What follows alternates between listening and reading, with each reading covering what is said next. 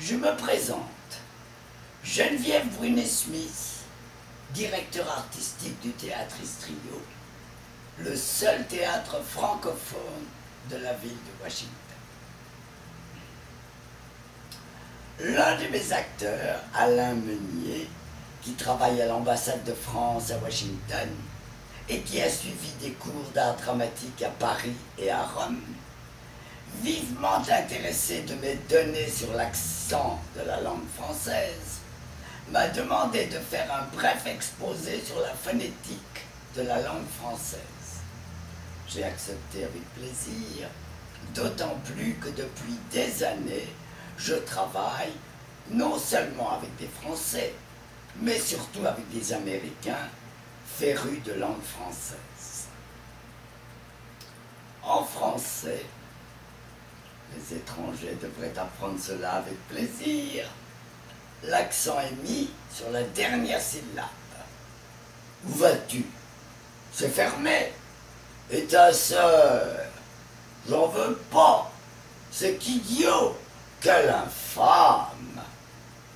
Le mot accent en français présente une équivoque digne d'être prise en considération.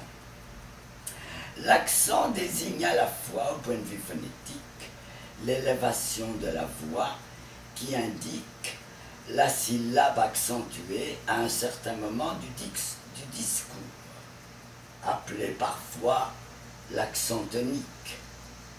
Et au point de vue graphique, le signe qu'on doit mettre au-dessus du E, du A, du I, du O ou du U dans un grand nombre de syllabes. Afin d'éviter cette équivoque, j'ai pris la décision d'utiliser le mot anglais « stress » pour désigner l'élévation de la voix. Dans toutes les expressions courantes de la langue française, correctes ou non, le stress est toujours sur la dernière syllabe. Merde alors! Faut pas me la faire! Il a filé! Il s'est barré! J'en veux pas! Je le ferai pas! Qu'est-ce que vous en dites? Le plus d'élèves possible. C'est pas la fin du monde. En d'énormes enjambées. En outre, si l'on considère des groupes de mots avec adjectifs et prépositions, le stress est toujours sur la dernière syllabe. Un crayon pointu, de grands corridors, des châteaux moyenâgeux. Il est parti à pied, il est parti à cheval, il est parti à vélo. Ne me parlez plus de ça. Je ne veux pas le savoir. Quel élève indiscipliné. Il est de plus en plus bohème. Si on va plus loin dans le discours, si on considère des phrases de plus en plus longues, la règle reste la même. Pour chaque fragment de phrase, le stress est toujours sur la dernière syllabe. Le monologue d'Harpagon, acte 4, scène 7 de l'Avare de Molière, constitue un exemple remarquable du stress sur la dernière syllabe. C'est cette règle qui en fait le morceau le plus célèbre du théâtre de Molière. Le monologue débute par une série d'exclamations dont le nombre de syllabes va croissant. Suivent des groupes de mots de plus en plus longs. Le point d'exclamation est de plus en plus éloigné du mot initial. Au voleur! Au voleur! À l'assassin! Au meurtrier! Justice juste ciel! Je suis perdu! Je suis assassiné! On m'a coupé la gorge! On m'a dérobé mon argent! De l'exclamation, on passe à l'interrogation, selon le même procédé. jusqu'à ce qu'Harpagon, troublé, se saisisse lui-même. Conscient de son erreur, il commence en phrases affirmatives à s'analyser. Qui peut être?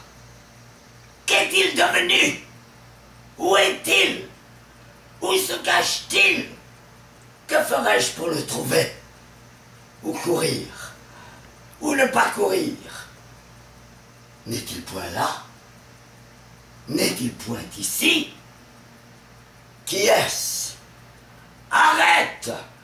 Rends-moi mon argent, coquin! Il se prend lui-même le bras. Ah, c'est moi. Mon esprit est troublé et j'ignore où je suis, qui je suis et ce que je fais.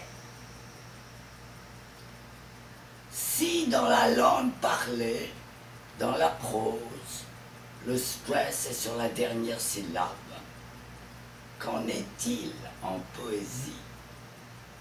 En poésie, bien que les choses soient un peu plus complexes, il n'en reste pas moins que le stress est toujours sur la dernière syllabe.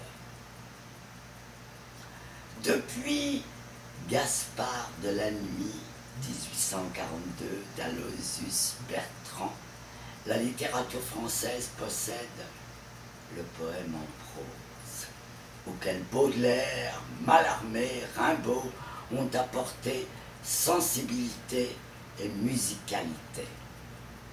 Mais le poème en prose est loin d'être soumis aux règles de la poésie classique. De plus, depuis le mouvement Dada, 1916, et le mouvement surréaliste, 1924, la poésie ne s'écrit pratiquement plus qu'en vers libre. On ne retrouve plus la cadence de la poésie classique. Chaque vers est devenu un fragment du monologue intérieur. Au Moyen-Âge, on n'écrivait qu'en vers. Ce n'est qu'au XIVe siècle qu'est apparue la prose avec les chroniqueurs, sorte d'historiens qui relataient la guerre. Les chansons de gestes des XIIe et XIIIe siècles sont presque toutes écrites en vers de 10 syllabes ou décasyllabes qui riment. Le roman d'Alexandre fait exception. Il est écrit en vers de 12 syllabes. De là vient le nom d'Alexandrin qu'on a décerné au vers. Les poètes du XVIe ont donné à l'alexandrin un essor extraordinaire. Les grands du XVIIe, Corneille, Molière, Racine, l'ont consacré. Les poèmes du XIXe l'ont vénéré.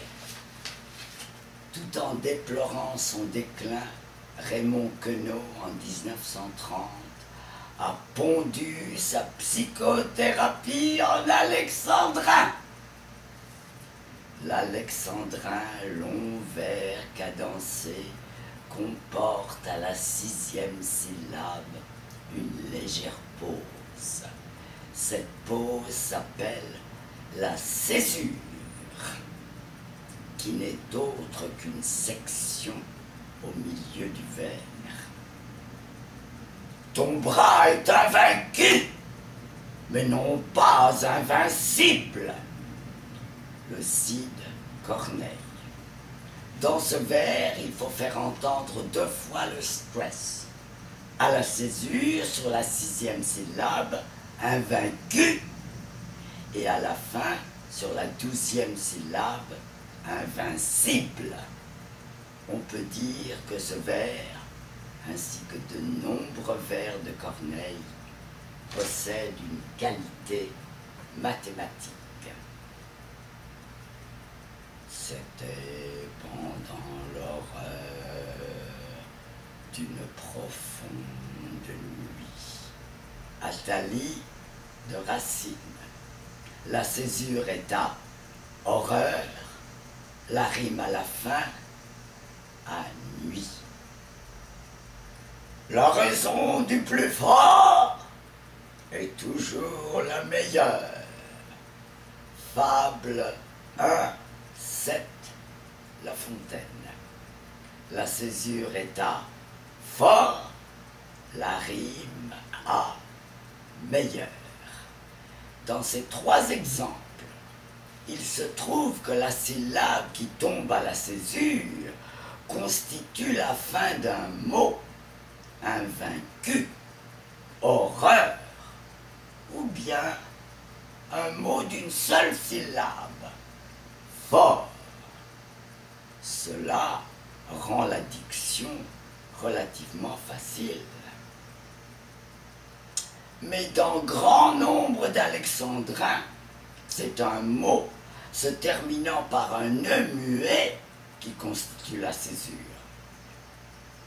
En fait, c'est la syllabe qui présente la fin du mot en nœud muet qui porte la césure. La consonne qui précède le muet est alors entraînée en direction de la septième syllabe. Le muet est avalé. La consonne accroche la voyelle de la septième syllabe et ce nouvel ensemble, consonne et voyelle, constitue la septième syllabe. Le double stress est à la césure et à la rime. Heureux qui communie, césure, ça fait un beau voyage du bel lait. Quand vous serez bien vierge, césure, au soir à la chandelle, on s'arrête. Il est grave, il est mère et père de famille, Monsieur Prudhomme de Verlaine. Il est gras, vilain mère, M-A-I, mère, césure et père de famille. Ces mécanismes ne peuvent s'accomplir que grâce à la vulnérabilité de le muet, à la septième syllabe, il est englouti par sa propre consonne qui s'approprie la nouvelle voyelle. Le même mécanisme prend place dans le vers de Verlaine, à la quatrième syllabe, parce que Verlaine a choisi de créer un stress sur la troisième syllabe. Le muet est englouti par le V, et le V s'approprie le il qui suit. Même chose à la césure, le stress est sur mais, M-A-I. La consonne R engloutit son nœud muet et s'accroche à E-E-T. De plus, Verlaine a choisi de créer un souhait sur la huitième syllabe. Mais ici, le re de père ne peut engloutir son nœud, car ce nœud, loin d'être muet, est sonore, étant suivi de la consonne D. On a donc père de famille. Non seulement Verlaine fabrique un alexandrin de 4 stress, mais encore il introduit un jeu de mots. Mère, père. Ce sonnet, Monsieur Prudhomme, est une merveille d'esprit et d'humour. Non content de se trouver à l'intérieur du vers, le muet joue un rôle tout aussi important à la fin du vers. Tout vers qui se termine par un nœud muet constitue une rime féminine. Tout vers qui ne se termine pas par un nœud muet constitue une rime masculine. Le théâtre du XVIIe est écrit de la manière suivante. 2 rimes masculines, de rimes féminines, de rimes masculines, de rimes féminines. Cadence admirable. Voici un exemple de l'illusion comique de Corneille. Klinder. Quoi, monsieur? Vous rêvez? Et cette âme hautaine, après tant de beaux faits, semble être encore en peine. N'êtes-vous point lassé d'abattre des guerriers, et vous faut-il encore quelques nouveaux lauriers? Matamor. Il est vrai que je rêve, et ne saurais résoudre lequel je dois des deux. Le premier mettre en poudre du grand Sophie de Perse ou bien du grand Mogor. Klinder. Et de grâce, monsieur, laissez-les vivre encore. Qu'il s'agisse d'alexandrins, de décasyllabes, d'encostyllabes, d'hexasyllabes ou d'autres vers plus courts, affectionnés de Verlaine, le stress est toujours sur la dernière syllabe. Dans l'alexandrin, il y a le stress de la césure et tout stress choisi par l'auteur. Dans les autres vers, on rencontre le ou les stress choisis par le poète. La voix de l'acteur se doit de projeter la syllabe qui porte le stress, de laisser les autres syllabes dans l'ombre. La poésie possède sa propre musique, et plus qu'un écrivain, le poète classique est un musicien.